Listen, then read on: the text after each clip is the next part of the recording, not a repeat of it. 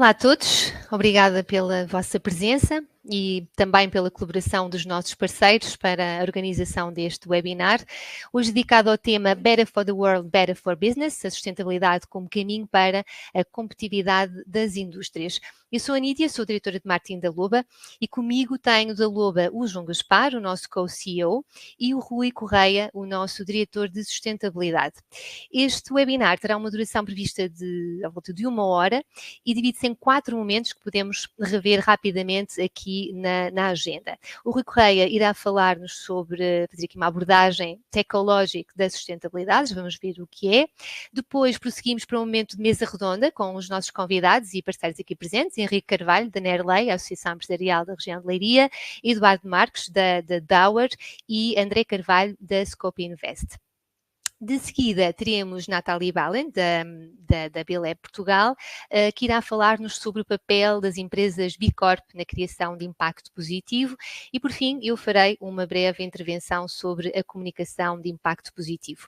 No final, iremos abrir 5 minutinhos para perguntas e respostas e convido-vos a colocar as vossas questões que possam ter ao longo do evento aqui no chat, mesmo ao lado, e no final serão respondidas.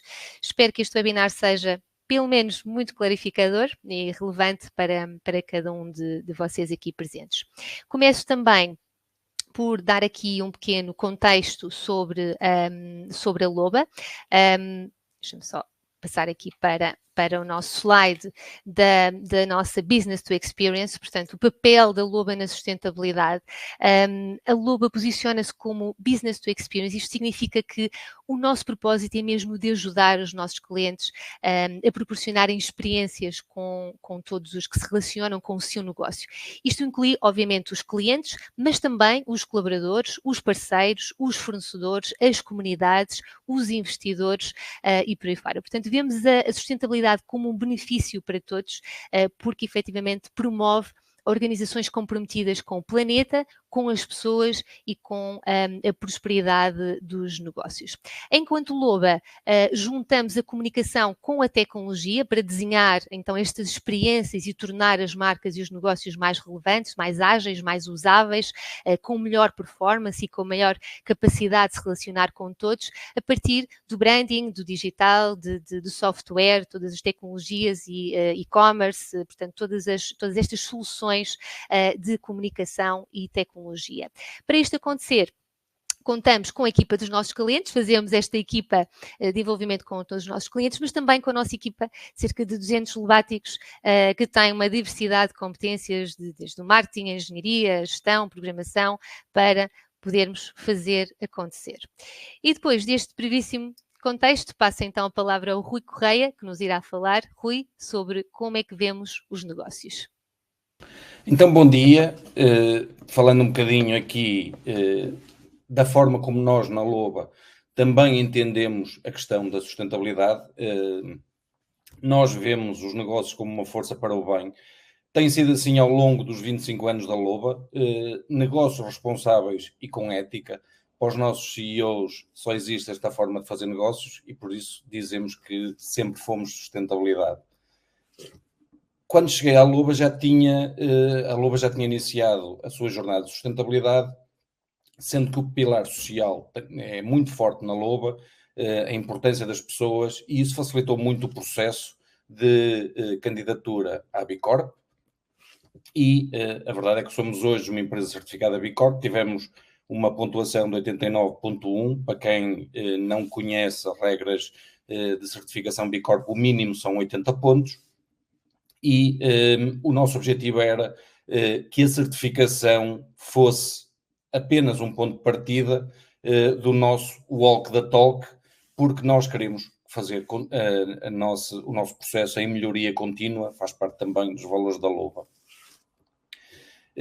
A Loba tem estado envolvida ao longo do tempo em vários projetos europeus que se cruzam com quase todos eles com os pilares da sustentabilidade, assumindo sempre um papel relacionado com a comunicação e disseminação de projetos e comunicação de ciência. E atualmente temos este projeto, o Data for Circ, onde eu também estou envolvido, que é um projeto que nos dá uma visão um bocadinho alargada das dificuldades da indústria também nas questões da sustentabilidade. Neste caso, este projeto tem como objetivo criar um framework digital que inclua espaço de dados federados que sejam seguros, modelos digitais onde seja possível fazer simulação de processos de produtos, envolve a inteligência artificial para os LCAs dos produtos e também a incorporação dos passaportes digitais de produto. Isto já permite perceber que há muita complexidade nos processos e nos projetos e que a sustentabilidade tem que ser, de alguma forma, um processo que se inicie rapidamente nas empresas. E por isso, a nossa proposta de valor dentro da sustentabilidade, eu acabei por definir como Techlogic, porque de alguma forma temos que misturar o software com os dados de ESG, com a comunicação.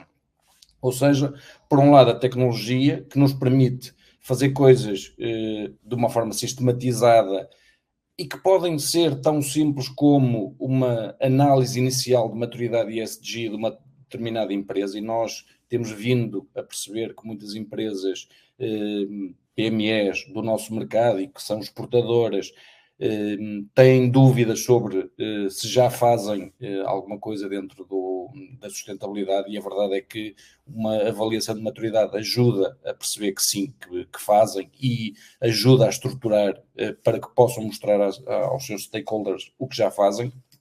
E, por outro lado, depois a comunicação, que pode passar por diferentes camadas, desde logo uma camada mais estrutural, que é o relatório de sustentabilidade como peça fundamental, para depois uma camada mais temática e relacional, em que se comunica com, por exemplo, clientes, os esforços que se têm feito, a inovação para a sustentabilidade, através, por exemplo, de uma newsletter, ou mais instantânea quando no packaging ou nas redes sociais uma marca se assume como alguém que está a fazer um determinado processo de redução de emissões ou de contribuição para a comunidade. E para chegarmos aos negócios de impacto positivo, temos que entender uma coisa. As empresas têm que entender que fazer menos mal não chega. É preciso fazer bem. E para fazer bem é preciso entender a linguagem da sustentabilidade. E não é só um conjunto de terminologias ou de regras. As empresas que têm maior maturidade ESG vão entender mais facilmente o impacto da dupla materialidade na sua estratégia, vão utilizar o relatório como uma ferramenta de comunicação com os seus stakeholders, permitindo o envolvimento desses stakeholders nos seus processos e na sua evolução. Tudo isso é também orientado por um propósito que deve ser claro e que contribui diretamente para os Objetivos de Desenvolvimento Sustentável das Nações Unidas. Com este entendimento, as empresas vão conseguir, de alguma forma, promover com efetividade a sustentabilidade, e isso será parte essencial do seu modelo de negócio e da sua cultura corporativa. Ou seja, isto é algo que vai chegar a todos em diferentes fases e de diferentes formas.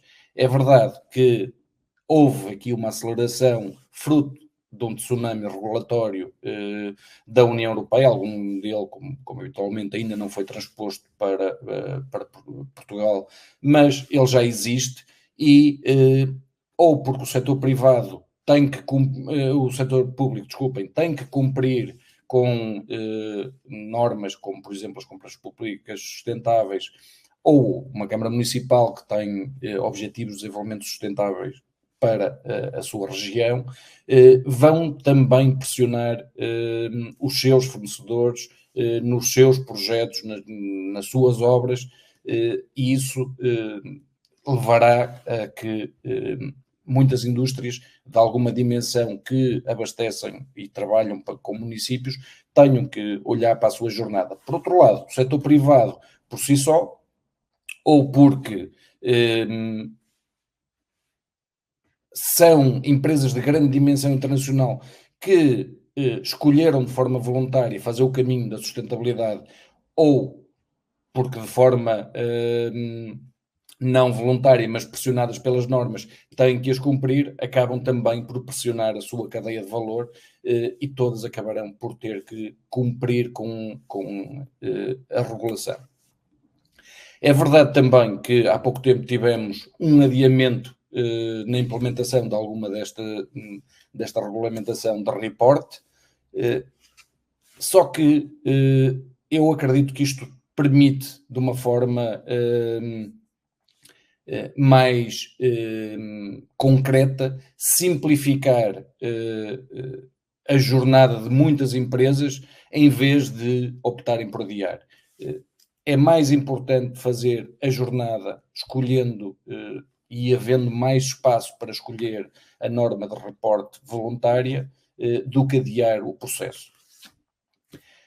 Para isso também, a melhor forma de explicar a importância da sustentabilidade é perceber que a sustentabilidade, no fundo, é a contabilidade não financeira das empresas. E para isso as empresas terão que ter conhecimento, terão que ter apoio de consultores, obviamente, terão que entender que a algum momento haverá conformidade legal para cumprir, porque dependendo do setor, haverá coisas mais específicas, e depois é impossível fazer estes caminhos, reunir dados, medir e comparar ao longo do tempo, sem recurso a softwares para este efeito. E depois também entender que as normas de report permitem comparar informação entre empresas e são, tal como a contabilidade, formas das empresas poderem seguir o seu caminho de uma forma orientada. Depois também, e voltando a esta questão do relatório como estrutural para a comunicação, esta é uma forma das empresas mostrarem a ação, mostrarem que estão a pôr em ação aquilo em que acreditam, e isso traz muitos benefícios também no envolvimento com as diferentes partes interessadas. Do ponto de vista de software, na Loba, nós, entendendo esta realidade, fomos procurar soluções que se adequam a diferentes empresas e em diferentes estágios de maturidade ESG, e de alguma forma organizei isto também por parceiros.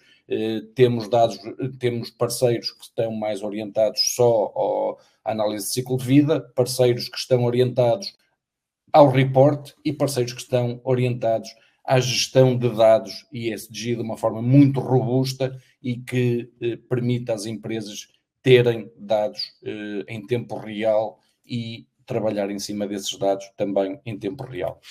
Depois, e lançando as bases aqui para a nossa mesa redonda, porque isto vem também do título deste webinar, existe uma grande oportunidade para as indústrias portuguesas.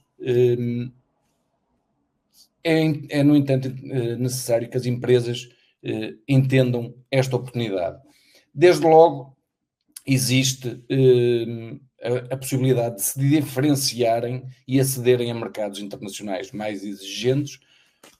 Por outro lado, também, e isto está também já comprovado, existe uma redução de custos e aumento de eficiência operacional ao longo do tempo. Ou seja, estes processos são duros no início, são exigentes, mas têm resultados ao longo do tempo. E depois também, com a sustentabilidade e mostrando os esforços que estão a fazer, as empresas conseguem um acesso mais facilitado a financiamentos e incentivos à inovação. É verdade que, por outro lado, isto deve ser feito de uma forma voluntária, só assim faz sentido. Estar à espera de legislação para ter que responder só à legislação parece-me um caminho muito curto para tornar isto uma oportunidade no que toca à competitividade. E, por outro lado, tenho ouvido muitas empresas falarem nisto, que é, a Europa está-nos a exigir isto tudo, mas depois os chineses não fazem nada. Não é verdade. A China tem também o seu plano, a China vai ser, mais uma vez, competitiva nestas coisas e, portanto, ou entramos cedo ou a determinada altura estamos a competir novamente da mesma forma como competimos hoje. Por isso é importante começar cedo a fazer a jornada. E para falar sobre estas e outras questões relacionadas com a sustentabilidade, passarei agora a palavra ao João Gaspar para receber os nossos convidados. Muito obrigado, Rui, por esta apresentação. Muito bom dia a todos os presentes. O Rui trouxe-nos aqui uma perspectiva de comunicação e tecnologia à volta deste tema da sustentabilidade, nomeadamente aqui uma área em que a Loba trabalha o tema da sustentabilidade, mas de facto este tema tem muitas dimensões, tem muitas vertentes e na Loba trabalhamos com parceiros para poder ajudar os nossos clientes no desenvolvimento da temática do ESG em todas as vertentes. Então hoje tenho aqui o gosto em trazer para esta conversa o André Carvalho, que está aqui a representar a Scope Invest, que é uma empresa especializada em sistemas de incentivos, na medida em que existem e existirão cada vez mais programas de incentivos que basicamente ajudarão as empresas a acelerar os investimentos nestas áreas. Tenho também Eduardo Castro Marques, em representação da Dauer, que é uma sociedade de advogados, que nos vai trazer aqui a visão mais regulatória, mais do compliance do tema da sustentabilidade, seguramente numa perspectiva de pioneirismo e de oportunidades que a sustentabilidade pode trazer se for devidamente adotada pelas organizações. E depois o Henrique Carvalho, diretor executivo da Nerley, que naturalmente trazendo a sua experiência no contexto da Associação Empresarial da região de Leiria, está cá também para nos trazer uma visão mais geral do tecido empresarial português em geral, das médias organizações e da região de Leiria em particular. Muito obrigado pela vossa disponibilidade. Eu começava aqui pelo Henrique Carvalho, perguntando como é que vê o nível de preparação, a capacidade de adaptação das empresas da região de Leiria, é certo, mas também em todo o panorama nacional, a estes desafios da sustentabilidade, nomeadamente aqui a questão da taxonomia europeia, e de que forma é que entidades como a Nerley têm ajudado e podem apoiar as organizações neste desafio de maior competitividade, nomeadamente internacional. Faz favor, Henrique. Olá, muito bom dia a todos. É um gosto estar aqui também com o André e com o Eduardo. Obrigado, João. Obrigado, Nídia. Obrigado à Loba também pelo convite. É uma pergunta, digamos, abrangente e vasta, que eu vou tentar aqui dar algumas perspectivas. A questão da preparação das empresas portuguesas no geral, e depois posso dar aqui uma apreciação mais fina em relação à Leiria. Eu julgo que é uma adaptação que tem acontecido ainda muito na medida das exigências, ou seja, da medida das imposições trazidas por fora. Nós temos estado com outros projetos, já posso falar neles, até com alguma integração internacional, e nos países, nomeadamente do norte da Europa, é muito mais claro que há a auto-iniciativa das empresas, há uma autoconsciencialização e está muito mais no ADN interiorizado da forma de competir e da forma de desenvolver negócios, de que a sustentabilidade está no centro. Eu julgo que em Portugal a adaptação tem corrido, tem sido feita, mas tem sido feita quase sempre por uma lógica de exigências, ou das exigências das cadeias de valor e dos fornecedores, ou das exigências do sistema financeiro, que tem de facto puxado um pouco mais por estes temas. Dito isto, apesar de tudo, penso que a preparação das empresas, sobretudo as que competem em mercado internacional, ela tem acontecido, digamos, com um nível que eu diria razoável. Não é fácil, como há bocadinho foi dito, há, digamos, aqui um certo tsunami legislativo e de muita cacofonia, passa a expressão, muito ruído também sobre todas estas coisas. Portanto, dizer de uma forma quase objetiva de que há um ranking em que as nossas empresas estão muito melhor ou muito pior do que as outras, objetivamente, não sou também um especialista da área, mas não consigo dar essa opinião tão taxativa. Em síntese, eu diria que há uma capacidade de adaptação digamos, razoável. A diferença que eu acho que existe grande é que é uma adaptação a exigências, não é uma proatividade interna resultante de decisões de gestão. Em relação aqui um detalhe sobre a região de Leiria, a região de Leiria é uma região que tem uma diferença, que nem muitas coisas somos mais ou menos iguais ao resto do país, número de PMEs, número de colaboradores por empresa, esses grandes números, não há assim diferenças maiores.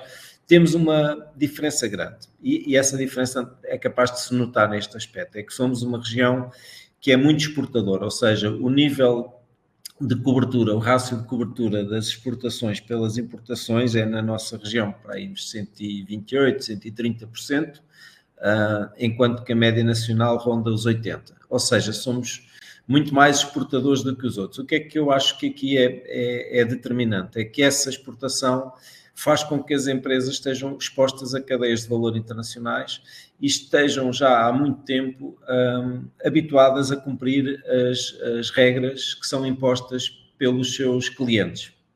Primeiro, se calhar, nos movimentos da qualidade, depois de processos, normas relacionadas com o cumprimento de determinadas regras técnicas para competir e agora há uns anos largos, não é? Também princípios ao nível do ESG que fazem com que essas empresas, diria assim de uma maneira segura, quer queiram, quer não queiram, acabam por ter capacidade de ir se adaptando a essas formas de competir. Portanto, para terminar este ponto, há também a questão do sistema financeiro que, embora com os últimos alívios em termos dos reportes obrigatórios, mas o sistema financeiro continua a ter necessidade de reportar. Logo, o sistema financeiro vai continuar a ser um motor da exigência do reporte e, portanto, as empresas, como foi também já um pouco dito, vão estar à mesma a ser, digamos, solicitadas para reportar e entendemos claramente que o reporte voluntário é o caminho que deve ser seguido. Terminando esta primeira intervenção, é óbvio que o trabalho para nós é muito óbvio, daqui a um pouco posso, se tivermos um bocadinho de tempo, explicitar isso melhor. É óbvio que o nosso trabalho enquanto associação empresarial é claramente nestas fases de capacitação, de sensibilização, de estar em projetos que nos autocapacitem também mais para ajudar as empresas e desde há bastante tempo que temos estado a trabalhar sobre estas matérias e julgamos que aquilo que tem sido feito em Portugal, até pelas entidades, no caso IAPMEI, mesmo a CIBS e o seu sistema de reporte articulado com o sistema financeiro, são bons inícios de jornada, mesmo para as empresas mais pequenas, para se fazerem os seus diagnósticos iniciais e para começarem, digamos, passo a passo, mesmo num regime um bocadinho mais leve agora, mas que possam, com alguma credibilidade e com alguma sensibilização interna, começar a adaptar as suas maneiras de se posicionar, de reportar e de ter algum posicionamento competitivo diferenciado com base nos princípios da sustentabilidade. Mas claro que há muito para fazer, há mesmo muito para fazer. E voltando ao início do meu ponto, acho que um dos grandes passos que precisamos de trabalhar, nós, as empresas, nós, associações, nós, entidades, e acho que o propósito da Loba também nos mostra muito algumas pistas de desenvolvimento, tem a ver com trazer para dentro da estratégia, trazer para dentro dos fatores de diferenciação e da capacidade competitiva os princípios da sustentabilidade. E essa parte é que é aquela que eu acho que ainda há muito para fazer e penso que as nossas empresas poderão ter aqui fatores muito interessantes se atempadamente conseguirmos de facto fazer aqui todos um trabalho, digamos, de fundo. Porque aquilo, e termino mesmo, aquilo que foi dito há um pouco sobre a competitividade internacional, Portugal tem aqui coisas fantásticas, a posição geográfica é muito importante, a possibilidade de trabalhar em cadeias curtas, ou seja, nós no território nacional podemos fazer imensa coisa que do ponto de vista das cadeias logísticas possam vir a ser fatores de competição muito importantes, ou seja, por exemplo, ter produtos que podem ser desenvolvidos em Portugal. Temos uma boa indústria de packaging, temos indústrias interessantes que podem, digamos, Hoje em dia, em vez de andar a transportar ar em embalagens que são feitas não sei aonde e depois são distribuídas na Europa ou nos Estados Unidos, e em Portugal, em poucos quilómetros, podemos ter capacidade para produzir coisas, talvez não em grande massa, mas com valor acrescentado interessante, e eu penso que há aqui alguns fatores que, se forem bem organizados, se forem bem captados por muitas empresas, eu aqui serei até talvez um pouco otimista, no sentido de que há fatores muito interessantes para que as nossas empresas possam evoluir e criar valor com base nos princípios da sustentabilidade. Muito obrigado, Henrique, por essa experiência do terreno e também por essa visão otimista, por essa visão das oportunidades que temos em Portugal com este tema da sustentabilidade. E passava para o Eduardo Castro Marques, começando aqui pela questão dos desafios legais. Ou seja, o que é que as empresas deverão fazer para anteciparem estes riscos de não conformidade? Quais são os primeiros passos? Muito obrigado, João. Eu queria naturalmente começar por agradecer o convite, é com muito gosto que aqui estou e, enfim, na tua pessoa, permita-me que também felicite a Loba pela sua jornada, não só por este webinar, mas por tudo aquilo que tem feito, e acho que é um belo exemplo do caminho que qualquer organização deve percorrer. Felicitar também o Henrique, o André, partilhar aqui esta nossa mesa redonda.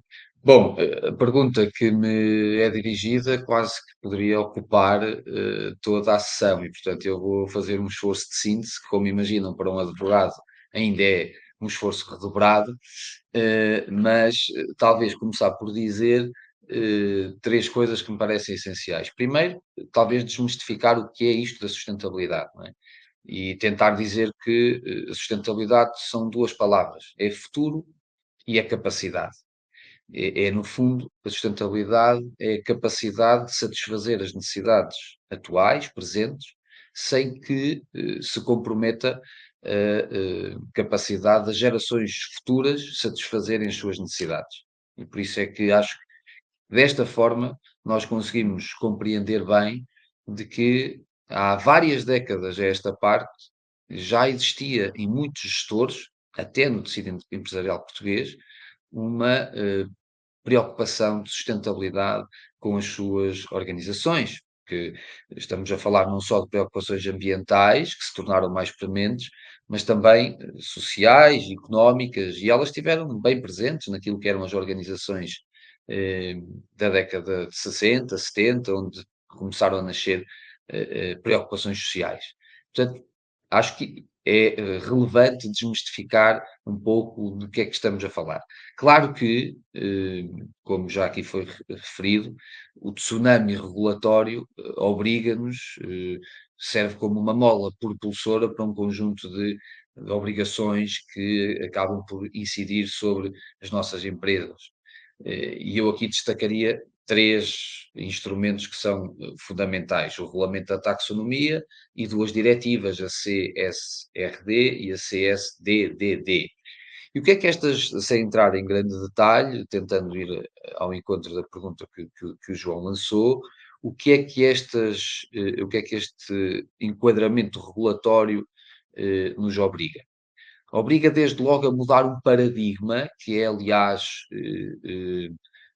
comum a vários outros setores e áreas de atuação do legislador europeu, em que nós deixámos de ter um sistema heterorregulado para passarmos a ter um sistema autorregulado. O que é que este chavão significa?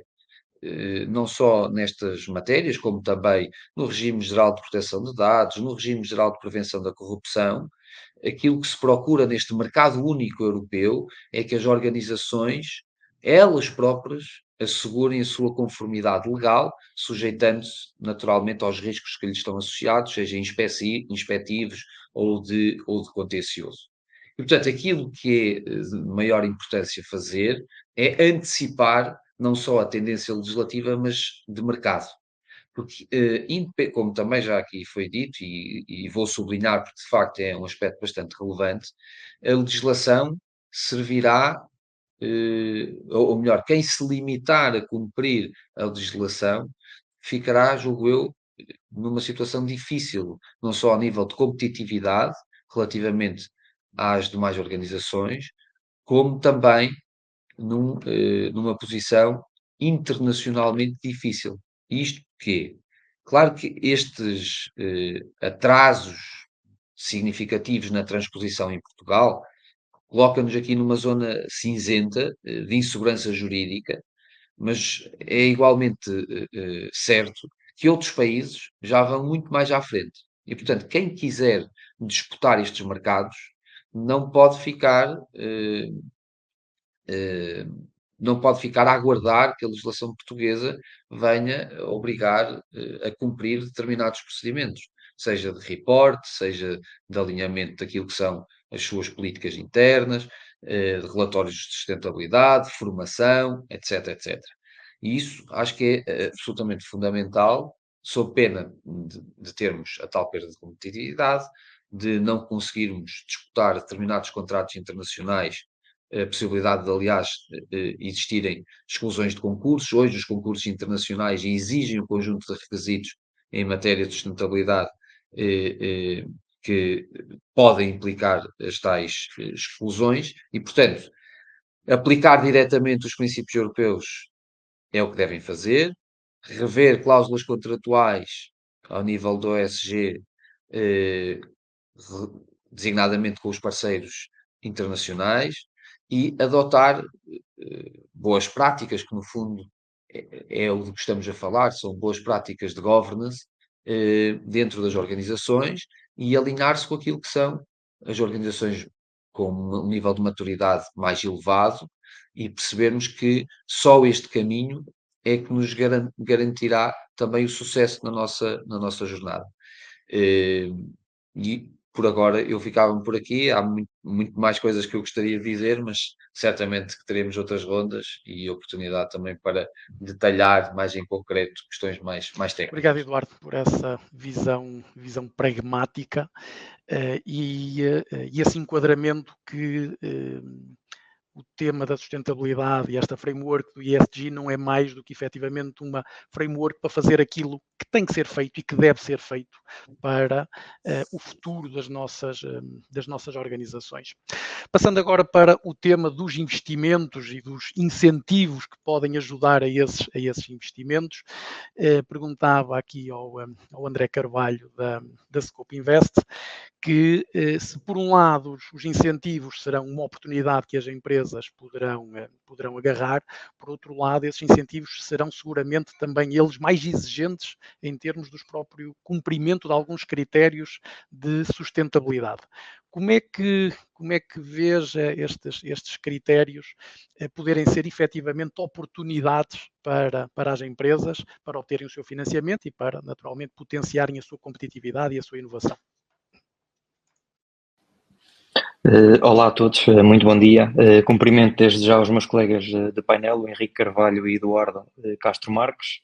É um prazer estar aqui hoje convosco e agradeço também à Lobo, obviamente, pelo convite. Relativamente à questão que me foi feita, a percepção de que os critérios de sustentabilidade são um obstáculo é compreensível. E ainda hoje acontece com alguma frequência, mas a mensagem que tentamos sempre aqui passar aos nossos clientes é que as empresas têm de deixar de olhar para a sustentabilidade como um custo. As empresas devem de encará-la assim como um investimento mais estratégico. E neste caso, e onde entra aqui bastante a componente dos fundos comunitários, neste caso como o Portugal 2030 e o PRR, é que estes estão cada vez mais alinhados com os objetivos do Pacto Ecológico Europeu. E isso obviamente significa que os projetos onde existe esta componente de sustentabilidade, seja na descarbonização, na economia circular, na eficiência energética ou até mesmo na responsabilidade social, terão muito maior probabilidade de aprovação, de sucesso e um acesso a parcelas muito maiores de financiamento. Ou seja, a sustentabilidade acaba por ser um catalisador de uma vantagem competitiva direta no acesso a estes fundos comunitários. É importante também referir, com base nos inúmeros projetos, obviamente, que vamos passando aqui pelas mãos, é que os requisitos de sustentabilidade forçam também as as empresas a pensar fora da caixa e permitem que estas criem processos, produtos muito mais eficientes e inovadores e que, através desses, consigam, como os meus colegas também já falaram aqui bem, entrar em novos mercados. A exigência de reportar as emissões ou de garantir uma sustentabilidade na cadeia de valor também força as empresas a analisar e otimizar os seus processos, e aqui pode levar a uma outra componente na sustentabilidade que é muito importante, que é a digitalização e a uma maior transparência em toda a cadeia de valor. Em resumo, a sustentabilidade, e lá está, volto a tocar aqui no mesmo porque tem que ser mesmo assim, não pode ser vista como um custo adicional, mas sim, lá está, como um investimento estratégico para as empresas portuguesas e para que possam ir muito mais além do mercado que nós temos a nível português. E isso vai levar a que as empresas possam, obviamente, inovar e comecem a apostar em novos mercados. E basicamente é isto. Muito obrigado, André, por esse entusiasmo que queremos contagiar todos os participantes com esta motivação para o tema. E aproveito esse gancho para perguntar ao Henrique Carvalho, visto que a sustentabilidade tem que ser vista efetivamente como uma oportunidade, qual é a realidade das empresas, nomeadamente nos setores com que trabalham, relativamente a esta motivação para aproveitar estas oportunidades? Ou seja, se existe genuinamente uma preocupação com esta framework do ESG, de forma a transformar as empresas em entidades mais competitivas, mais duradouras. Que realidade é que tem efetivamente encontrado dentro das empresas que vão acompanhando? E já agora, o que é que associações como a Nerley podem fazer para contribuir neste capítulo para as empresas? Muito bem. Sim, eu pego aqui um pouco naquilo que o André também, de uma forma mais direta, abordou, e tem muito a ver com a pré-disponibilidade ou uma resposta positiva das empresas face aos estímulos, ou seja, tem havido, da parte do alinhamento com as estratégias europeias, um foco muito grande nestas áreas da sustentabilidade, e por isso os apoios públicos com fundos comunitários têm proporcionado e têm impulsionado investimentos fortes nestas áreas, e as empresas, como racionais que são, e bem, vão respondendo também positivamente a esses estímulos. Vou dar alguns exemplos daquilo que realmente tem acontecido, e é muito positivo ver que as respostas têm existido, ou seja, os próprios organismos dão nota, os organismos públicos de gestão dos fundos dão nota que tem havido muita procura e tem havido muito investimento concretizando essas iniciativas. Em concreto, muito investimento tem existido na área, por exemplo, das fontes de energia renovável. Muitas empresas que investiram em solar, sobretudo, para otimizar não só os seus custos de energia, mas obviamente também para poderem estar melhor nos indicadores de sustentabilidade, e isso tem sido, diria, um sucesso. Muito investimento tem existido também na procura de soluções alternativas para materiais, biomateriais, biopolímeros, diferentes soluções que são muito interessantes do ponto de vista da criação de valor em termos de internacionais e para entrar em determinadas cadeias de valor, e as empresas também têm investido bastante nessa área. Vou dar alguns exemplos de agendas mobilizadoras do PRR que se focaram nesse aspecto, uma agenda com muitas empresas aqui da região e a nível nacional também, da Sustainable Plastics. Outra em que a Nerley também está muito envolvida, que é a Agenda Verde para a Inovação Empresarial, Embalagem do Futuro, em que os investimentos foram muito significativos na adaptação de materiais, de desenvolvimento de soluções inovadoras ao nível das recuperações, rastreabilidade de materiais relacionados com a economia circular e com a sustentabilidade em toda a cadeia de valor. Portanto, esses são exemplos muito fortes de que, com os estímulos certos, existe as respostas certas, e as empresas acabam por fazer investimentos que são alinhados com isso. Depois, digamos, no segundo ponto, há exemplos muito interessantes, que são de destacar. Não vou referir o nome das empresas porque acho que não o devo fazer, mas empresas muito interessantes na área, por exemplo, da transformação de madeira e com valorização forte dos seus resíduos e dos subprodutos para produção a diferentes níveis de novos produtos que resultaram de resíduos.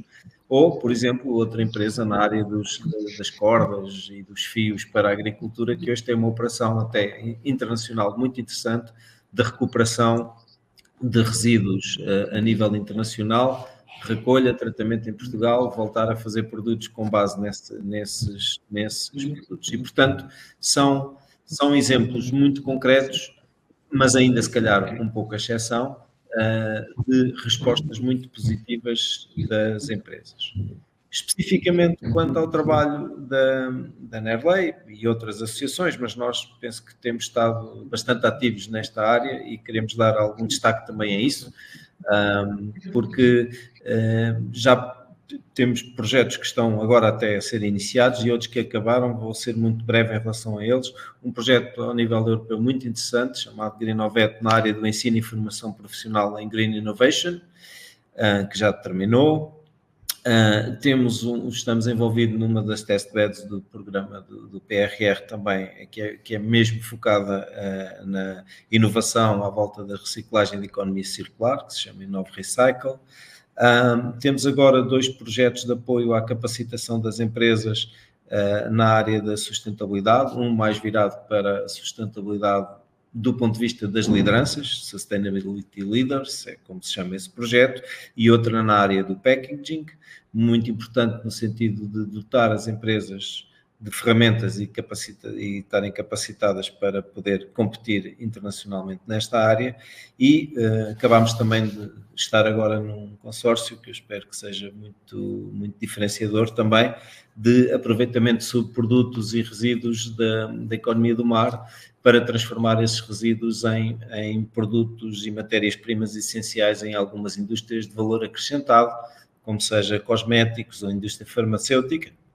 E, portanto, são exemplos concretos daquilo que nós, que não somos entidade, digamos que faz as coisas, mas que é juntar consórcios, juntar vontades, juntar academia e juntar empresas produtivas com quem sabe dos temas e, por essa via, também ajudar a criar valor com base na sustentabilidade. E eu acho que esse é o papel que podemos ter e devemos ter nesta altura em que há muito para melhorar e para desenvolver em termos de, sobretudo, de know-how e de aproveitamento de oportunidades.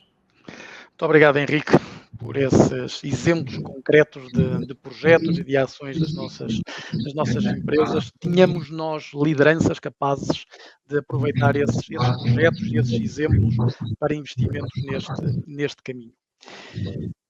Eduardo, é reconhecido algum atraso histórico que Portugal tem na transposição de algumas diretivas europeias. Neste contexto, quais são os riscos e as oportunidades que as empresas portuguesas podem ter? E cruzo esta questão com uma que eu ia fazer à frente, mas o tempo também vai avançado, que é de que forma é que o tema das compras públicas sustentáveis, um tema onde sei que vocês têm trabalhado, pode ser também uma oportunidade para as empresas. Ou seja, por um lado, temos aqui algum atraso histórico nestas transposições, mas por outro lado temos aqui algumas regras que já têm que ser cumpridas e que as empresas efetivamente podem aproveitar como fator de diferenciação.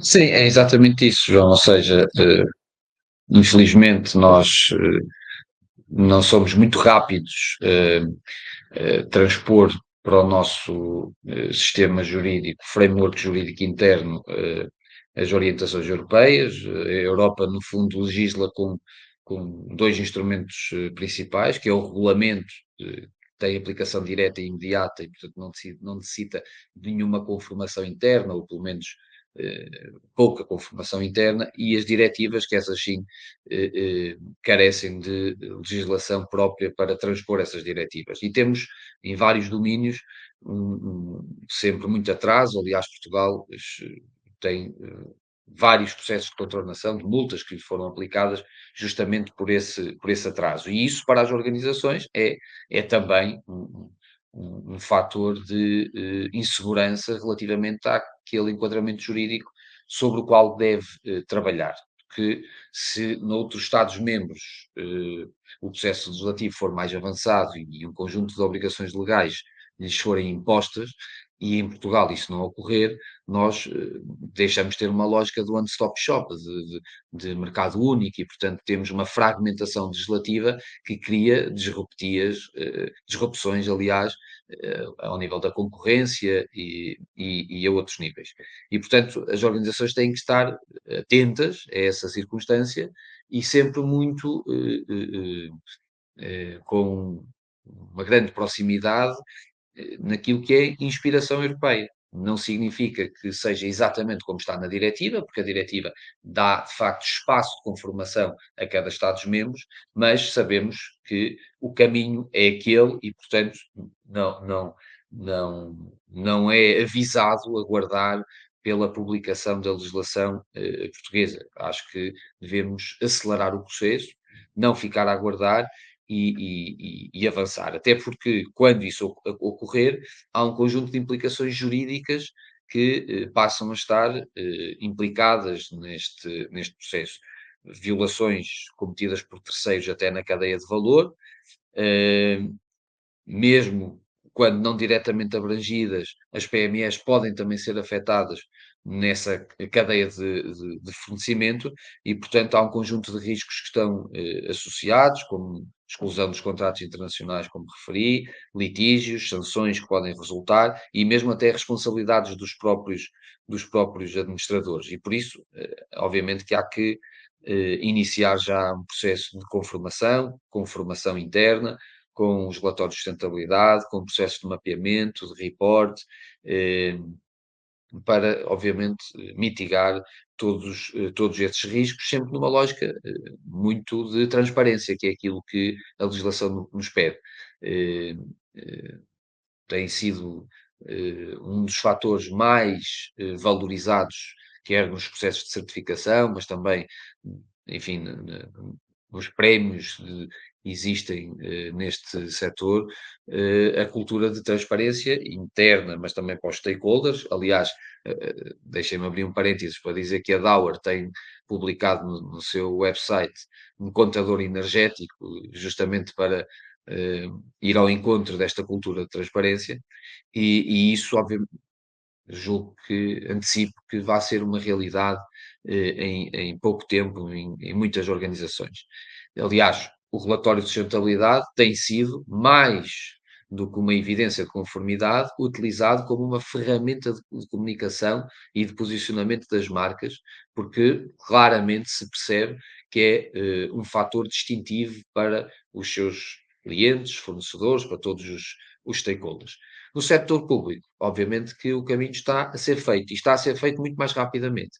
Hoje, um dos critérios para aquisição de fornecimento de serviços ou produtos, um dos critérios que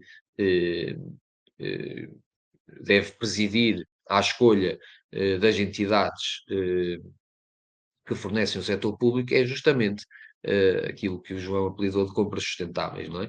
Aqueles que melhor oferecem condições de sustentabilidade, da mesma forma que a banca também começa a exigir evidências dessa conformidade, e, portanto, eu diria que, independentemente do framework jurídico, da velocidade de transposição das diretivas, dos prazos de implementação da legislação, é um caminho que se iniciou, está num processo de muita aceleração e que não vai terminar. E, portanto, estamos numa corrida e sabemos que, desculpem utilizar uma linguagem mais prosaica, mas que a candeia que vai à frente ilumina duas vezes, e aqui é, obviamente, uma corrida que todos devem marcar presença para que não sejam ultrapassados pela realidade.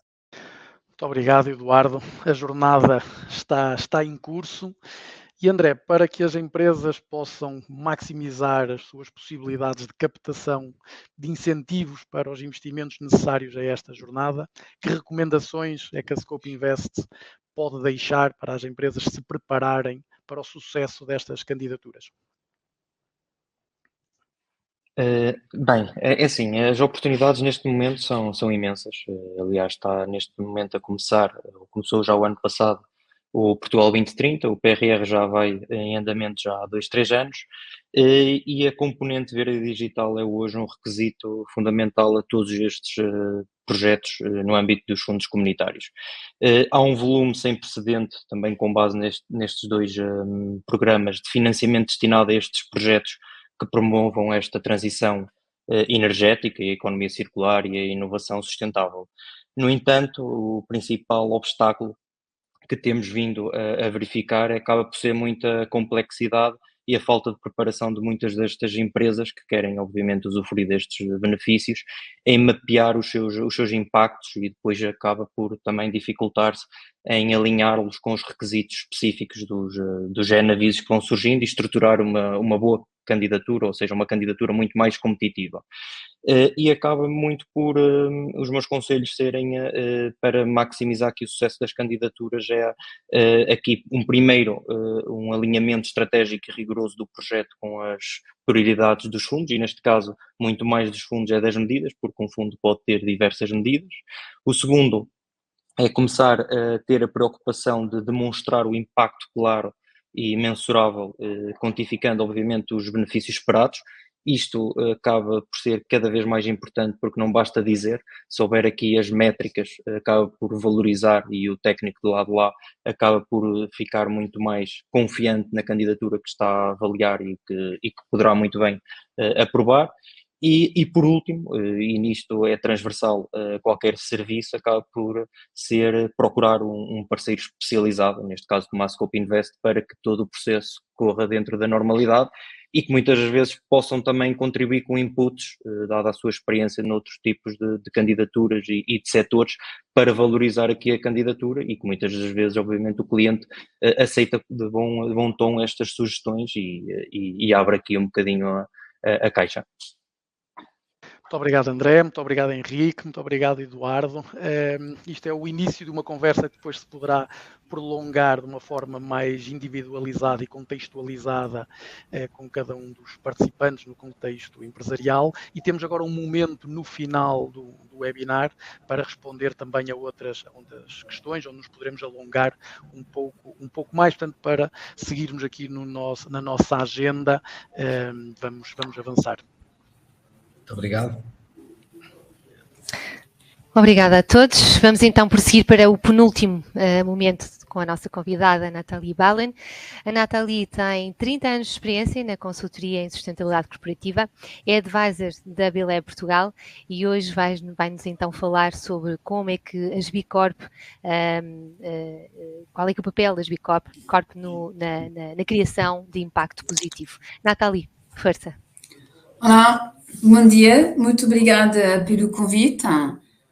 Como a Nídia disse, tenho alguma experiência em matéria de sustentabilidade. A minha empresa, Saída Casca, é uma empresa certificada pela B Corp desde 2019, por isso também nós passamos pelo processo, e também Saída Casca é líder do consórcio da Bilab em Portugal. Por isso, depois, se alguém quiser contactar com a Bilab, obviamente pode fazer a ponte.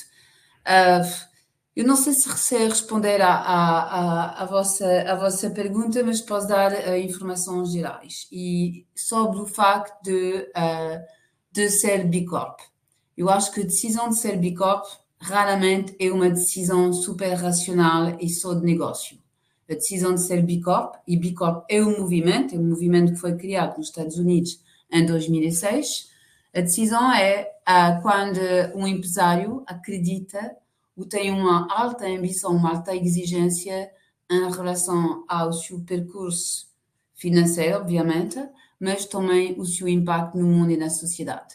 Quem lançou B Corp e hoje as empresas B Corp são empresas que são movidas por uma missão e que têm uma convicção muito forte do que os resultados da empresa são indissociáveis dos impactos positivos, sociais e ambientais, e da mitigação até o mais possível dos seus impactos negativos. Por isso, B Corp, antes de ser uma certificação, é um movimento, é a materialização de uma convicção, B Corp quer dizer benefit, o B quer dizer benefit, não é? São empresas que são orientadas para um bem comum, ok? Não quero ser muito lamecha, mas basicamente esta é a ideia de fundo, e que as empresas, e isso, por exemplo, foi, no caso da minha empresa, a Saída Casca, foi a base da nossa criação, que é acreditamos que as empresas são o motor do desenvolvimento sustentável. Por isso temos hoje cerca de 10.000 B Corp no mundo, 37 em Portugal, muitas delas, ou seja, são representativas do tecido empresarial, obviamente, português, por isso muitas delas são pequenas ou médias empresas. Vou só dar algum nome para ter uma ideia, por exemplo, uma já grande empresa, mais conhecida, que é a Abreu Advogados. Temos também empresas na área, no setor do vinho, como a Veleda, como a Sigminton, ok? Que são e Madeira Wines, ou seja, o setor agrícola é bastante representado em Portugal, mas temos também uma empresa mais financeira com a GoParity, que financia, através do peer-to-peer, projetos também de sustentabilidade. Mas também temos em Portugal a sorte de ter muitas empresas multinacionais que foram certificadas lá fora, mas que têm uma atuação cá, como a Nespresso, como a Danone, como a Apro, como a Sanofi, que vêm a reforçar, a Occitane, que vêm a reforçar também a nossa visibilidade e demonstram que o ser B Corp não é exclusivamente reservado a grandes empresas. Até é muito mais fácil para as pequenas e as médias empresas. Por que as empresas então querem ser B Corp? B Corp é uma certificação, é ótimo ter a certificação, é bastante exigente, mais uma vez, e talvez o mais interessante na jornada B Corp é o processo. Ou seja, para sermos B Corp, temos de abrir, e é gratuito, quase uma candidatura, temos de estar inscrito no site da Bilab e começar a preencher um questionário. Este questionário é diferente em função da nossa dimensão, do nosso setor, e as perguntas podem ser surpreendentes, mas são estas perguntas que vão obrigar a empresa a refletir sobre os seus impactos, até o detalhe dos seus produtos e serviços. Ou seja, a B Corp não certifica só o management, a forma como a empresa é gerida, mas muito mais a essência dos seus produtos e os impactos dos seus produtos e serviços. Por isso é um super bom exercício para quem nunca pensou em impactos, em risco. E através das perguntas, nós também conseguimos identificar oportunidades. Por isso, que queiram não fazer certificação, eu sempre recomendo às empresas para tentar responder ao questionário. Ninguém vai saber, vocês têm códigos de entrada, não é partilhado, podem até fazer várias experiências e um dia, então, decidirem fazer certificação. É uma certificação que é relativamente conhecida nos Estados Unidos e na Europa do Norte, e sobretudo em uma família, ou seja, as empresas B Corp apoiam-se, divulgam muito as iniciativas umas das outras, tentam trabalhar numa relação de parceiros ou de fornecedor-cliente, e eu já testei isso também com a Saída Casca e eu acho muito interessante. E mais uma vez são empresas com um nível de ambição super elevado. Estava a referir, por exemplo, em Portugal, as empresas do setor do vinho, são empresas que entraram na agricultura regenerativa quase antes de todas as outras, não é? São empresas que pensam a biodiversidade há anos. Também temos a Divers, que é uma empresa que produz sapatos, também de uma forma muito mais eficiente e ambientalmente mais cuidadosa, e que tem desenvolvido um projeto de impacto social. Ou seja, as empresas B Corp também estão a ver a beleza da sustentabilidade, que é, e por isso eu não fiz comentários durante a vossa mesa redonda, mas eu fico um bocadinho doente com o ESG, porque primeiro o ESG são apenas critérios para avaliar a performance ambiental, social e de governance das empresas, e são ótimos para a transparência, mas são critérios. A sustentabilidade é algo muito mais rico, e a beleza da sustentabilidade é o cruzamento e interdependência e os trade-offs entre o social, o ambiental e a forma de gerir a empresa. Por isso é um bocadinho mais complexo, mas é muito mais rico em termos de oportunidade de negócio e é bastante rico também na questão da gestão dos riscos, porque nós estamos a olhar não apenas para um risco ambiental, mas para as suas consequências, por exemplo, económicas e social, em termos de saúde pública, ok? Complexifica um bocadinho, mas permite antecipar bastante melhor. E pronto, vou convidar-vos a seguir nossa comunidade Bilab. Temos, obviamente, uma página na internet e uma página no LinkedIn. Somos bastante ativos, fazemos vários webinars e respondemos a todas as perguntas. E Nídia, obrigada pelo convite. Obrigada, Nathalie, muito inspirador. Nós, enquanto agência B Corp, estamos muitíssimo comprometidos com este movimento, sobretudo porque é win-win, não é? Representa o benefício para todos que referiste e quando é assim, qualquer outro caminho terá muito menos valor e muito menos impacto do que este. Obrigada, Nathalie.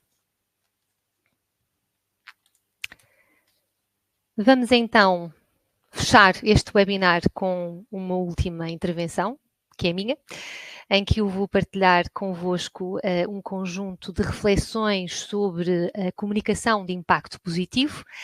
Na verdade, a base da sustentabilidade é o conseguirmos comunicar com todas as partes interessadas.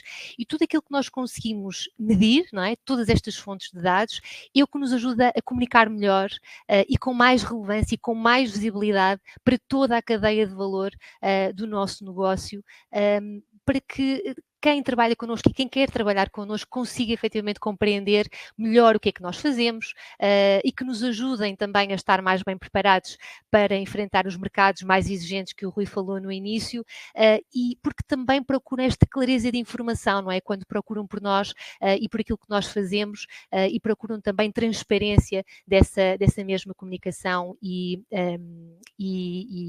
informação.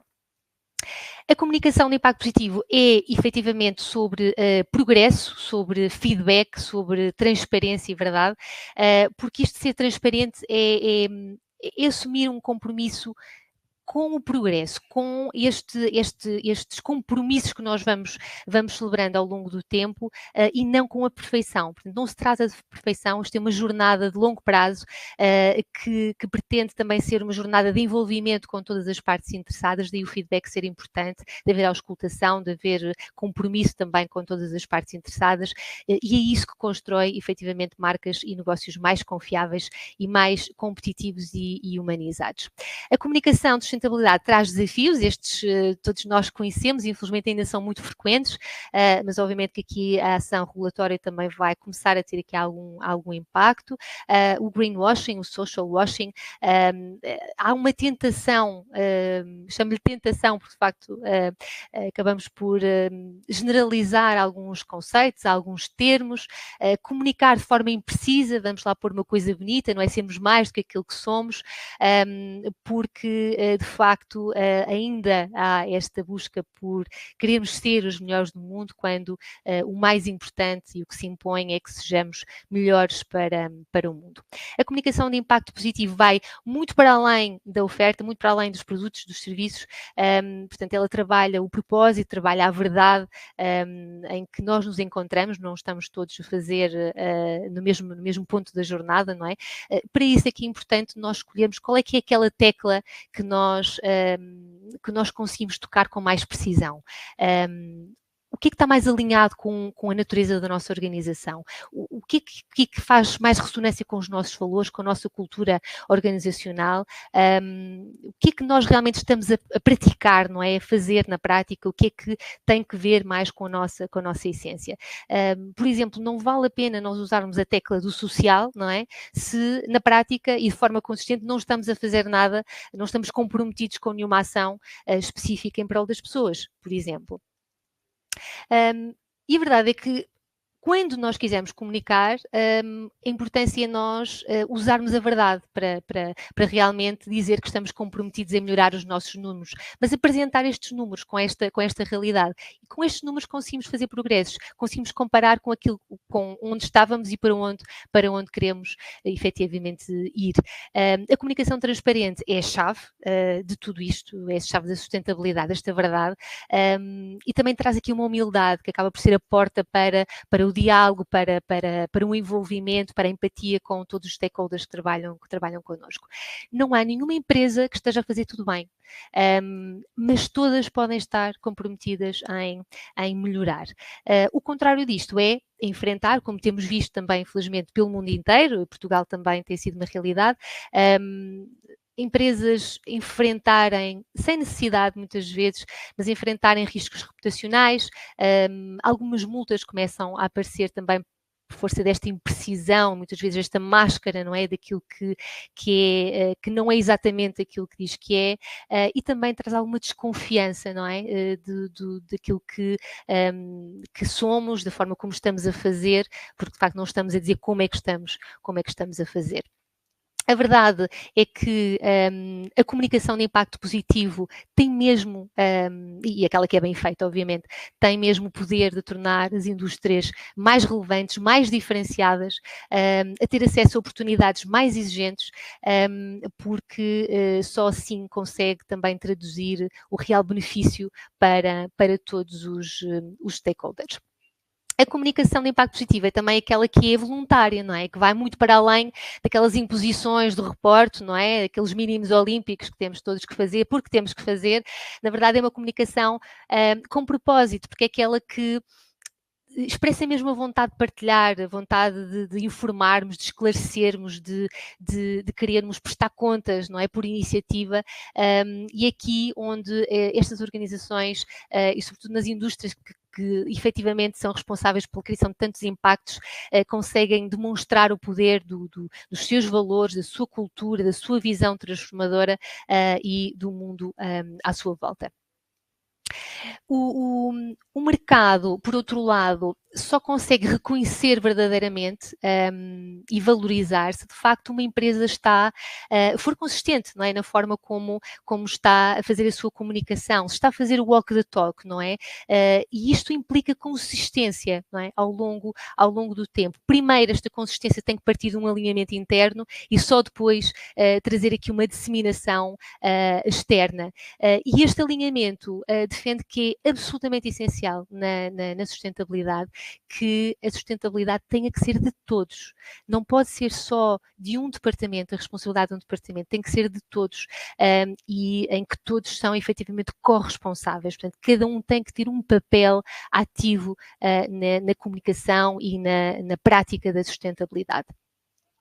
Generalizando e concluindo, andamos todos a dizer que somos sustentáveis por natureza, não é? Mas o que isso significa exatamente, não é? Percebemos que quando vemos conteúdo dedicado à comunicação de sustentabilidade, sem um único indicador ou um dado que comprove o que é, por exemplo, uma conscious collection como esta, ou uma eco-friendly solution, ou outra informação que não tem efetivamente comprovação, ou ainda, por exemplo, muito frequente ainda, o uso de imagens de florestas para sugerir que o nosso produto, a nossa solução, a nossa empresa, a nossa indústria é mais sustentável do que qualquer outra, quando na verdade a floresta não é nossa, não há nenhuma ação em florestas e nada está a acontecer na prática. Muito obrigada a dizer sobre este tema, mas obviamente isto tem-nos trazido imensos desafios também na Loba para a comunicação de impacto positivo, é claro, e estamos nessa jornada com os nossos clientes e connosco próprios. Muito obrigada por me ouvirem. Estamos mesmo prestes a terminar o nosso webinar. Vamos então avaliar as vossas questões que foram colocando. Vamos aqui então por ordem. O Nuno Oliveira pergunta: é sempre importante saber mais sobre este tema bem atual. Os softwares para a gestão de dados têm ou poderão ter apoio em termos de financiamento europeu? Existe financiamentos específicos para a sustentabilidade? Portanto, financiamentos com o André, não é? Sim. André, queres responder? Sim, obrigado, Nuno, pela questão. E sim, dependendo sempre do setor de atividade, obviamente, mas ambas as despesas que mencionou são elegíveis no âmbito dos fundos comunitários. Olhando aqui, por exemplo, a uma despesa no âmbito de Portugal 2030, que é a qualificação das PMEs, onde grande parte das atividades económicas acabam por ser elegíveis, e com uma comparticipação de 50% a fundo perdido, ou seja, bastante apelativo, as empresas poderão apresentar despesas como a digitalização de processo, de digitalização organizacional, onde poderão entrar a gestão de dados, certificações em diversas áreas, a qualidade, segurança, por exemplo, consultoria em sustentabilidade e associada a esta sustentabilidade ao processo de rebranding, caso seja necessário, da marca, como o registro e a construção de um website, por exemplo. Penso que respondi. Obviamente depois temos que avaliar caso a caso. Claro. E podemos depois continuar a conversa no pós-webinar. Obrigada, André.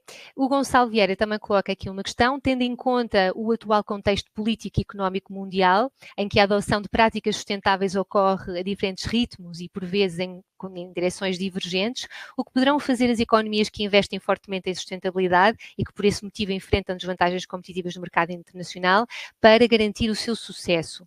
O recente retrocesso temporal na aplicação das exigências associadas aos critérios ESG poderá ser interpretado como uma resposta a este cenário desigual. Eu digo que esta é um bocadinho genérica e qualquer um pode responder. Rui, queres tentar, ou algum dos nossos convidados? Eu, se calhar, cruzava isto muito também com a questão que o Eduardo falou e desafiava a responder sobre isto, sobre se estar à frente é um motivo de desvantagem competitiva. Eu parece-me que não. Estar em conformidade é que pode ser um motivo. Penso que foi isso que o Eduardo tinha referido. Eduardo, quer acrescentar? Eduardo, quer complementar? Não se ouve, Eduardo.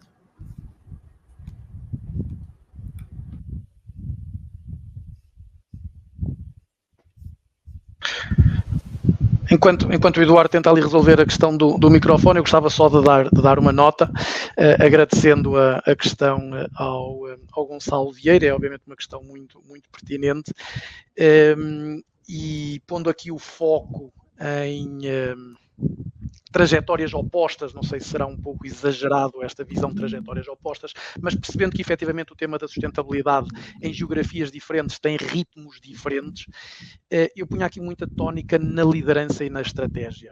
Ou seja, percebermos onde é que queremos estar e para onde é que queremos ir. Efetivamente, há investimentos que se impõem para umas geografias que poderão não ser necessários para já noutras geografias. Isso pode trazer fatores de competitividade face a outras organizações que estão noutras geografias. Eu acho que isso é evidente, mas acima de tudo as empresas têm que ser cada vez mais ativas, afirmativas, corajosas e definirem para onde é que querem estar. Se calhar não podem estar em todo o lado da mesma forma e têm que definir o seu caminho. Se estão efetivamente comprometidas com o tema da sustentabilidade e querem serem pioneiras a este nível, ou se estão focadas na sua subsistência apenas, focado em cumprir o mínimo que tiver que ser cumprido. Portanto, eu acho que é um risco que existe efetivo de competitividade, concordo com essa visão, e acho que é a altura das lideranças das empresas se afirmarem qual é o seu papel no mundo e para onde é que se querem virar. Entretanto, Eduardo, acho que está resolvido, por favor. Já estava com o microfone bloqueado e não estava a conseguir ligar, mas dizer o seguinte, sob esse ponto de vista, e há pouco que eu queria ter deixado essa nota e passou-me, e portanto tenho a oportunidade para a recuperar agora. Eu acho que este é um tema muito cultural no sentido de olharmos para dentro da empresa e perceber qual é o caminho que cada organização quer fazer e como qualquer adaptação a uma nova estratégia, com novos objetivos, tem que merecer enforcement da liderança, do topo. Não é possível fazer isto sem que o Conselho de Administração, a gerência, o presidente do Instituto, as lideranças do topo estejam alinhadas com esta cultura. E isso é absolutamente essencial. E há uma coisa que a Natália disse que é bastante relevante a este respeito, é que as obrigações legais são apenas o início do caminho. Não são suficientes, não se bastam, porque, na verdade, aquilo que nós estamos a falar é muito mais do que aquilo que a lei nos está a obrigar a fazer, e que nos irá obrigar a fazer. É, de facto, um fator de competitividade. Não é... Se nós olharmos para isto só numa lógica de compliance, vamos ficar muito aquém daquilo que o mercado nos vai pedir. Não significa, eu não estou com isto, obviamente, a menosprezar aquilo que são as obrigações legais, de conformidade legal, obviamente que não. E até porque, à semelhança do que tem acontecido noutros diplomas, as contraordenações, as coimas são elevadíssimas e, portanto, obviamente que há que olhar para o cumprimento das obrigações jurídicas. Mas isso é manifestamente insuficiente. E esta é uma parte do problema, mas não é, está muito longe de ser a solução. E, portanto, acho que, de facto, ter o nível de topo das organizações alinhada, a saber exatamente o que é que quer fazer, para onde é que quer caminhar e implementar uma cultura dentro da organização é o único caminho para lá chegar, porque não vale a pena nós definirmos determinadas ações e implementá-las sem que a organização esteja culturalmente alinhada com esse objetivo. É isso. Eu gostava de acrescentar aqui um ponto, até para não ser mal entendido na minha intervenção anterior. Eu não queria dizer que, se não estivermos alinhados, devemos desistir de estar em determinadas geografias. O que eu queria dizer, o que eu quero reforçar, é que existem muitos outros fatores além do legal para fazermos investimentos neste tema, nomeadamente a questão do mercado, a questão dos clientes, a valorização que os clientes podem fazer dos nossos produtos ou serviços pelo posicionamento que a nossa empresa tem. A simples capacidade de captar os melhores recursos humanos porque se identificam com as nossas políticas e com isso também sermos mais competitivos. Ou seja, nós podemos ir mais além do que aquilo que são os regulamentos que em cada geografia têm que ser cumpridos, transformando esses investimentos adicionais em fatores de competitividade, mesmo indo além daquilo que é obrigatório. Portanto, é ter esta visão mais global dos fatores de competitividade, porque temos hoje muitas forças no mercado e sabemos que a tendência é de cada vez mais os consumidores, sejam business to consumer, business to business, valorizarem as políticas de sustentabilidade das marcas e das organizações. Obrigado. Sim. Nathalie, queres também dizer algo sobre isto? Se me permite. Nathalie, não te ouvimos. Espera lá, não te ouvimos. Para ver se consegues.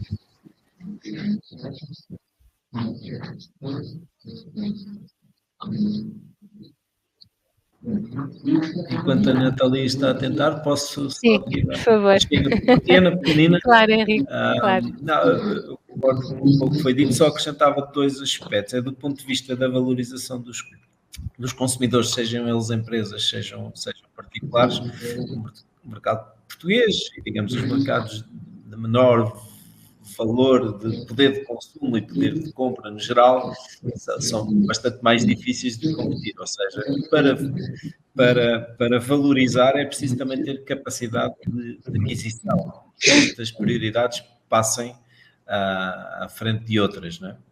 Esse é um ponto, ou seja, infelizmente, do ponto de vista até dos consumidores privados, é muito mais difícil quando a capacidade económica não é tão grande. Logo, as respostas das empresas também têm que se encaixar com essa realidade. O segundo ponto, que talvez aí possa ter uma opinião ainda mais clara, é temos em Portugal, como sabemos, para este aspecto e para outros, ainda déficits de gestão muito fortes. E as dificuldades e déficits que existem na gestão das pequenas e médias empresas é um dos fatores mais diferenciadores pela negativa que temos em Portugal face aos outros países, quer de qualificações dos gestores, dos líderes. Essa é uma diferença muito, muito grande e que faz muita diferença também nestes aspectos. E depois há uma questão da dimensão das nossas empresas e da sua menor capacidade de criar valor. Ora, quando temos as empresas às vezes asfixiadas nos seus problemas de curto prazo, é muito mais complexo que elas se foquem na criação de valor sustentável e de valor a longo prazo. E, portanto, esse é um desafio muito relevante. Não é só o querer ou não querer, é depois o saber ou não saber e ter possibilidade de o fazer ou ter menos possibilidade de o fazer.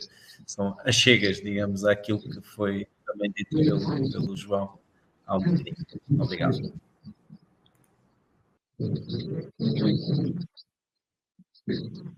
Nídia, se me permitissem, só para completar aquilo que o Henrique acabou de dizer, que eu acho que é um aspecto bastante relevante, saindo um bocadinho aqui do tema, mas aquilo que a Europa neste momento está a fazer, em termos regulatórios, não sei se o Henrique tem essa experiência, mas aquilo que eu sinto também do contacto que vou tendo com o tecido empresarial português, que é maioritariamente composto por nano, micro e pequenas e médias empresas, é asfixiar completamente as organizações. Elas não têm capacidade de dar resposta ao conjunto de obrigações nas mais diversas áreas que lhes estão a ser impostas. Não têm recursos, não têm capacidade para dar essa resposta. E, portanto, isso é um tema que me tem preocupado bastante, porque se há países, se há Estados-membros em que o tecido empresarial é mais robusto, de maior dimensão, com mais recursos, com mais capacidade de dar resposta a estas necessidades de conformidade, isso não acontece em países como Portugal, em que não tem sequer capacidade, às vezes, para responder àquelas obrigações mais tradicionais, quanto mais estas que agora estão a nascer. E, portanto, ou há um fenómeno de concentração do tecido empresarial por forma a apetrechar as organizações a conseguir ir ao encontro dessas necessidades, ou eu vejo com muita dificuldade que consigamos, que as empresas portuguesas consigam estar a competir ao mesmo nível que outras organizações. Tem sido, de facto, nos últimos 5, 6, 7 anos, um nível de compliance muito significativo e que tem colocado à prova a resiliência, a capacidade de resposta das organizações, e vejo empresas, de facto, com muita dificuldade, preocupadíssimas como é que vão cumprir todo este conjunto de obrigações. Ok, Nídia? Obrigada, Eduardo. Natália, agora está. Okay, sim, força. Obrigada. Olha, 2 pontos. Sobre a regulamentação. Não se preocupem muito, isso vai recuar e vai recuar de uma forma bastante relevante, ou seja, mais de 70% das empresas que vão ter obrigação de reporting vão deixar de ter. Os standards para as PMEs não vão ser obrigatórios, são guidelines.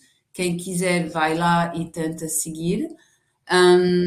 Por isso, da parte da regulamentação, eu não sei se francamente se é uma boa notícia, mas pelo menos para as empresas a curto prazo é menos dores. No entanto, a banca vai continuar a exigir alguns indicadores. O que aconteceu é que também houve um excesso dela, e eu acho que aqui Portugal quer ser sempre um bom aluno. Na proposta da União Europeia estavam mais de 1000 indicadores e muitas empresas tentaram responder a tudo, o que não faz sentido. O que faz sentido é responder sobre os indicadores que realmente demonstram o nosso impacto positivo e negativo e os nossos riscos. Okay. Segunda parte, mais interessante, com a regulamentação, sem regulamentação, com esta vontade de sermos competitivos e de olharmos para o futuro de uma forma optimista, que eu partilho, as alterações climáticas não vão parar. Não vão parar porque o Trump decide que vão parar. Bom, E isso, qualquer que seja a dimensão da empresa, vai ter um impacto maior ou menor. Eu acho que este aqui é o desafio. Eu vejo muitas associações empresariais e também o IAPMEI a fazerem sessões de informação e esclarecimento. Muitas destas sessões são gratuitas, acessíveis a todas as empresas, mas claramente o tema, claro que a competitividade está na moda, mas muito mais do que a competitividade é a resiliência. Vocês querem estar cá daqui 10 ou 20 anos com as vossas empresas?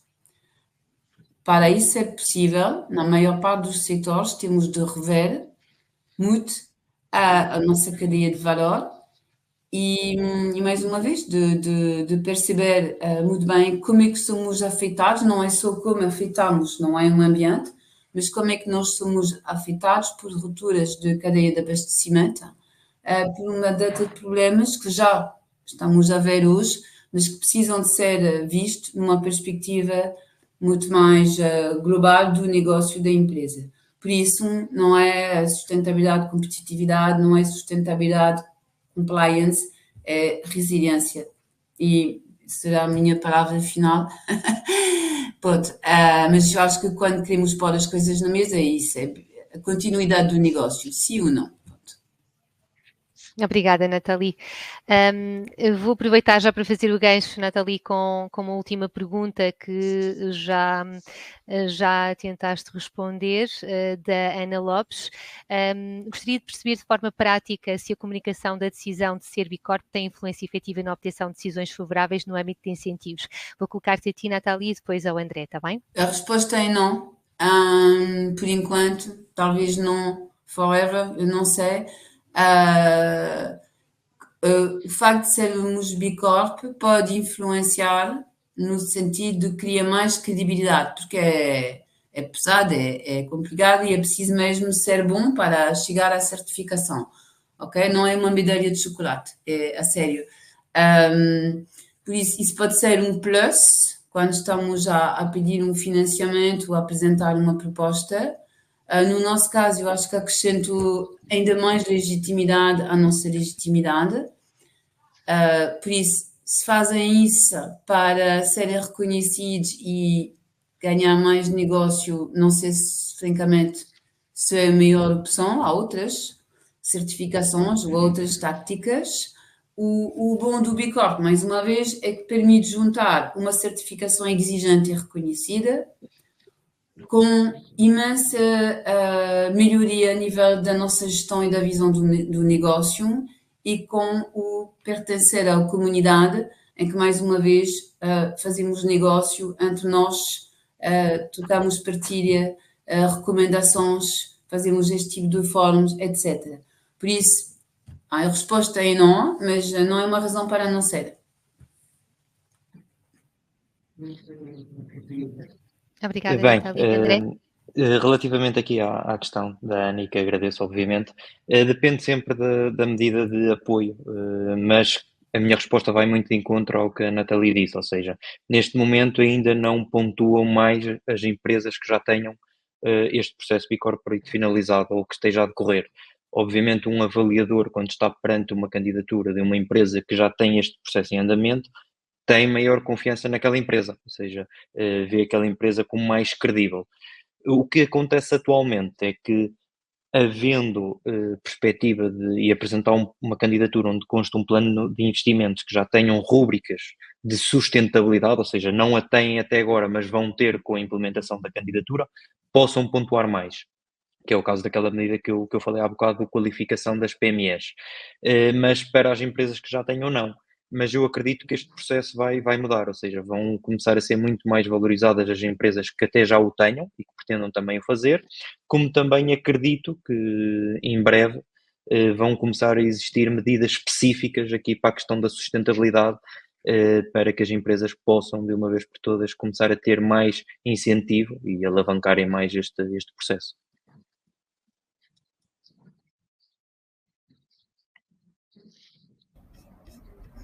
Obrigada, André.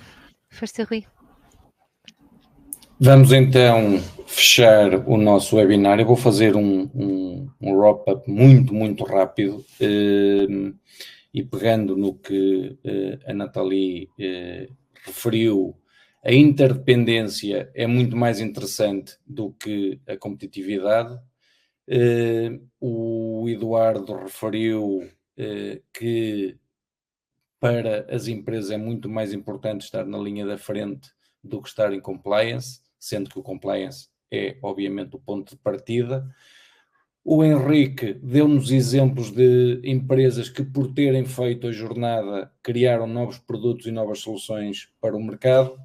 E o João Gaspar referiu também que as questões da sustentabilidade e as questões dos mercados são questões de estratégia da empresa e, portanto, mais do que entender se vai ser mais competitivo num mercado do que noutro, ser parte da estratégia da empresa levará a que isso seja mais importante para a decisão. A Nídia mostrou-nos o que é importante na comunicação e eu agora resumir isto tudo com, acho que temos que aprender com a natureza. Desculpem, não referi o André falou-nos também da quantidade de incentivos que existem para as empresas poderem apetrechar-se da melhor forma e fazerem a transição necessária numa perspectiva de futuro e que levará à redução de custos pela melhoria de eficiência. Então, eu ia então concluir com a questão da natureza.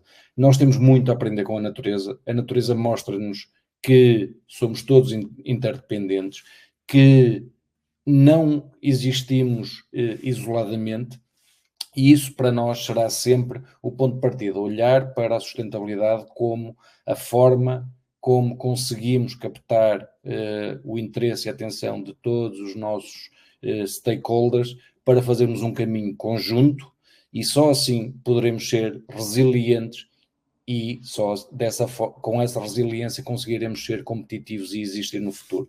Obrigado a todos, bom dia e até uma próxima oportunidade.